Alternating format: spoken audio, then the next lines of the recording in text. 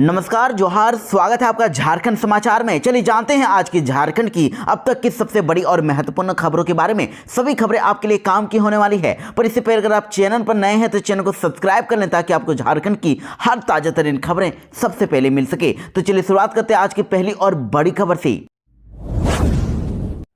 झारखंड में मैया सम्मान योजना को लेकर एक बड़ी अपडेट निकल के सामने आ रही है। मैया सम्मान योजना के लाभुक महिलाओं के अकाउंट में 11 दिसंबर को पैसे आने वाले हैं। जी हां, मुख्यमंत्री हेमंत सोरेन ने इसका ऐलान कर दिया है। आपको बता दें कि मुख्यमंत्री मैया सम्मान योजना के तहत अब सभी को 1000 नहीं बल्कि 2500 रुपए की राशि दी जाएगी और 11 दिसंबर को ये राशि सभी महिलाओं के अकाउंट में ट्रांसफर किया जाएगा। झारखंड मुक्ति मोर्चा के महासचिव सह प्रवक्ता सुप्रियो भट्टाचार्य ने यह जानकारी दी है। उन्होंने कहा कि इस बार मुख्यमंत्री मैया सम्मान योजना के तहत 50 लाख से भी अधिक महिलाएं रजिस्ट्रेशन किए हुए हैं और सभी के अकाउंट में 11 दिसंबर को खटाखट 2500 रुपए राशि भेज दी जाएगी।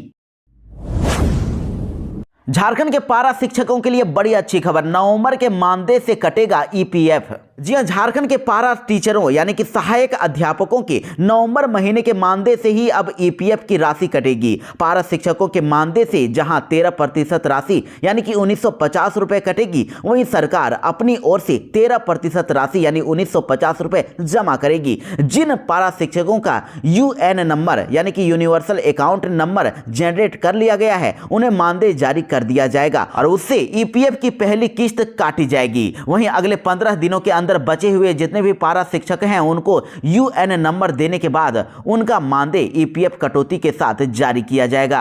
आपको बता दें कि स्कूली शिक्षा एवं साक्षरता विभाग इसकी तैयारी कर रहा है और राज्य के 58,047 पारा शिक्षकों में अब तक 37,815 पारा शिक्षकों का यूएन नंबर जनरेट कर लिया गया है। नवंबर महीने का मानदेय जारी होने पर ईपीएफ की राशि उससे अब काट ली जाएगी, जबकि जो शेष पारा शिक्षक बचे रहेंगे जिनका यूएन नंबर जारी नहीं हो सका है, उन्हें अगले 15 दिनों में यूएन जनरेट करने के बाद ईपीएफ कटौती के साथ राशि का भुगतान किया जाएगा।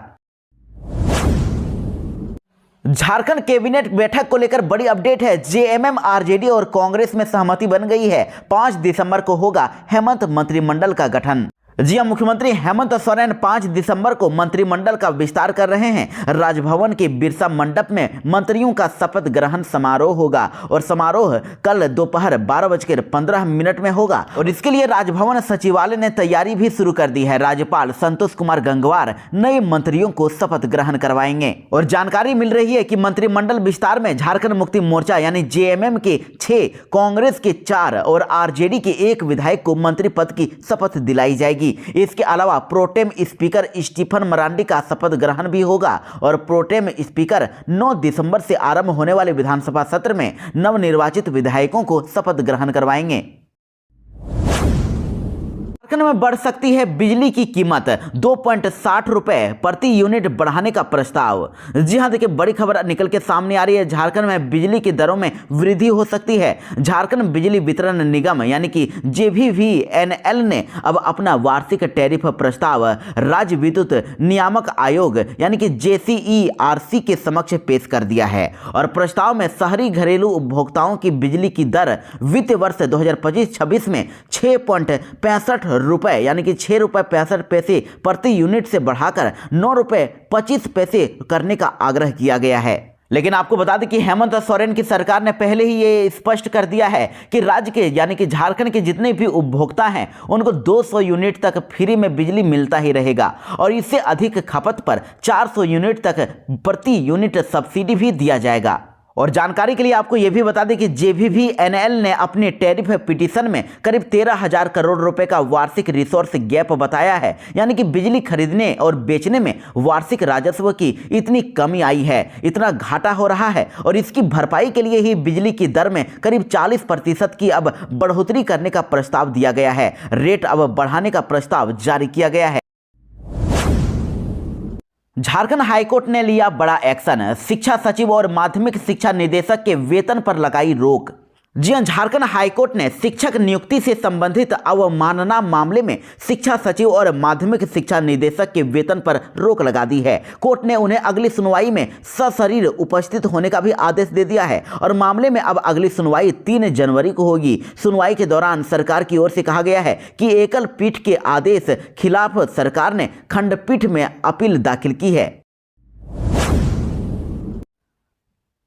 पलामू बालिका गृह यौन शोषण मामले में हुआ बड़ा एक्शन, 2 बड़े अधिकारियों को नौकरी से निकाला गया। जी हां, पलामू बालिका गृह यौन शोषण कांड में अब उपायुक्त शशि रंजन ने बड़ी कार्रवाई की है और जांच कमेटी की रिपोर्ट पर प्रोटेक्शन ऑफिसर इंस्टीट्यूशनल केयर यानी कि POIC और डिस्ट्रिक्ट चाइल्ड प्रोटेक्शन ऑफिसर यानी कि DCPO को बर्खास्त करने का निर्देश दे दिया है। इस अधिकारियों का दायित्व बाल गृह की मॉनिटरिंग, संप्रेषण गृह और बालिका गृह की जांच करना तथा बच्चों का संरक्षण करना था, लेकिन इन अधिकारियों ने अपने दायित्वों का निर्वहन नहीं किया। साथ ही CWC को भी बर्खास्त करने की अनुशंसा सरकार से की जाएगी। इसके साथ ही गैर सरकारी संस्था विकास इंटरनेशनल को ब्लैक लिस्टेड किया जाएगा। पूर्व मंत्री आलमगीर आलम को लगा तगड़ा झटका, आरोप मुक्त करने की गुहार हुई खारिज। जी हां, देखिए, पूर्व मंत्री आलमगीर आलम को मंगलवार को बड़ा तगड़ा झटका लगा। ईडी कोर्ट ने अब उनके आरोपों से मुक्त करने के लिए दायर डिस्चार्ज अर्जी को अब खारिज कर दिया है और सोमवार को सुनवाई पूरी होने के बाद कोर्ट ने फैसला सुरक्षित रख लिया था। आलमगीर आलम ने मामले में खुद को निर्दोष बताते हुए 25 नवंबर को याचिका दाखिल की थी। धनबाद के रेल यात्रियों के लिए बड़ी खुशखबरी, जल्द ही मिलेगी एक और गरीब रथ ट्रेन, 2000 किलोमीटर की दूरी तय करेगी। जी हां, धनबाद से बेंगलुरु के लिए गरीब रथ स्पेशल ट्रेन चलने की उम्मीद अब बढ़ गई है। धनबाद जम्मू तवी गरीब रथ स्पेशल ट्रेन के फेरे बढ़ाने के बाद अब यात्रियों के मिले शानदार रिस्पॉन्स से उत्साहित होकर धनबाद रेल मंडल ने बेंगलुरु के लिए साप्ताहिक स्पेशल ट्रेन चलाने की अनुमति मांगी है और DRM कमल किशोर सिन्हा ने प्रेस वार्ता में ये जानकारी दी है। अगर ये ट्रेन मिलती है तो फिर धनबाद से बेंगलुरु तक की यात्रा आसान हो जाएगी और ट्रेनों में भीड़ भी बहुत हद तक कम हो जाएगी।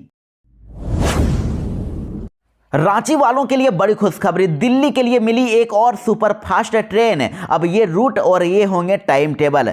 जी हां, देखिए, रेलवे ने यात्रियों की समस्याओं को देखते हुए अब रांची से आनंद विहार के बीच अब विशेष ट्रेन चलाने का निर्णय ले लिया है और 02877 रांची आनंद विहार स्पेशल अब 6 दिसंबर से ही 27 दिसंबर तक प्रत्येक शुक्रवार को चलेगी, जबकि 02878 आनंद विहार रांची स्पेशल 8 दिसंबर से 29 दिसंबर तक प्रत्येक रविवार को दिल्ली से रवाना होगी। ट्रेन के मिलने से अब दिल्ली जाने वाले यात्रियों की भीड़ में अब काफी कमी आने वाली है।